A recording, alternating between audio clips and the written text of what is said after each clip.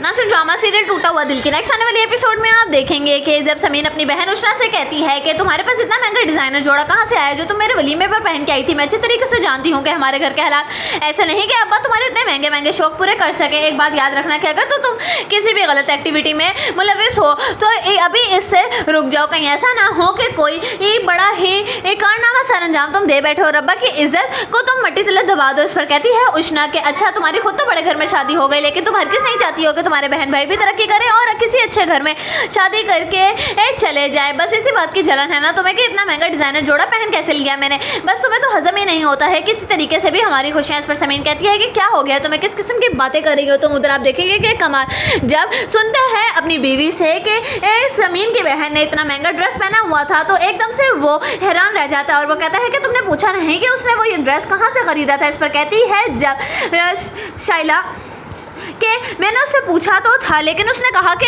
आपके बुटीक का नहीं है, लेकिन मुझे लगता है कि शायद वो हमारे बुटीक का है। लेकिन मुझे समझ नहीं आ रही कि वो डिज़ाइनर ड्रेस उस लड़की तक पहुंचा कैसे, कहीं समीन ने तो उसको ये गिफ्ट नहीं किया। इस पर कहता है कमाल के हो भी सकता है, तुमने देखा नहीं कि किस तरीके से तुम्हारे डैड उसके बाप को 5 लाख का चेक देकर आए थे। कहीं ऐसा तो नहीं कि ये लोग अंदर ही अंदर अपने घर वालों की मदद कर रहे हैं। वो तो इस काबिल नहीं कि वो इतने महंगे महंगे जोड़े पहन सकें। तुम्हें बस अपने बुटीक के ऊपर खास नज़र रखनी होगी। उधर आप देखेंगे कि जब देखता है कमाल और वो कहता है समीन से कि अपनी तस्वीरें तुमने मेरे साथ शेयर नहीं की। इस पर कहती है जब उष्णा के आप के साथ मैं अपनी पिक्चर ज़रूर शेयर करूंगी, लेकिन मुझे एक बात समझ में नहीं आई कि वहाँ पर जो मेरी बहन की नंद थी वो कह रही थी कि ये डिज़ाइनर ड्रेस तो उसके बुटीक का है। इस पर कहता है कमाल के हाँ तो मुझे क्या पता हो, किसी के भी ये बुटीक का हो सकता है, मैं तो बस लेकर तुम्हारे पास चला आया। उधर आप देखेंगे कि जूली जब देखती है कि अब तो शाजिर पूरी तरीके से मेरे बस में हो चुका है तो वो उसे फ्री हैंड देने की पूरी कोशिश करती है और इसी मौके का फ़ायदा उठाकर शाजिर सोचता है कि अब मुझे जल्द से जल्द इसकी कैद से निकल जाना चाहिए। लेकिन उधर आप देखेंगे कि उसका बेटा जब टॉमी उसके इरादों को जान जाता है तो वो अपनी माँ से कहता है कि मुझे लगता है कि शायद इनके दिमाग में कुछ और ही चल रहा है, मुझे लगता है कि शायद ये हमारे साथ